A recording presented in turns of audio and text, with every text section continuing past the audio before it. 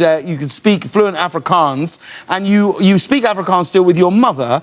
Do you ever use speaking in Afrikaans to speak behind people's backs to sort of say things about them so that they don't know what you're talking about? What do you think? Well, I would do it all the time. Yeah, and the good thing about Afrikaans is like 3% of the world's population speaks Afrikaans. Yeah. So you have a pretty good shot that Absolutely. nobody is going to understand you. Yeah.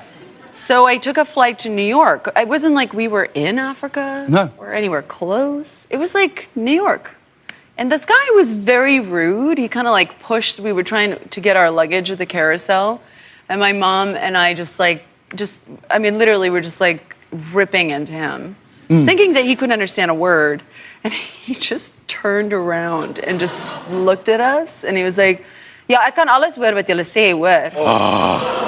And we literally we had nothing, we had no comeback. Like, it was just, and that's hard for me and my mom.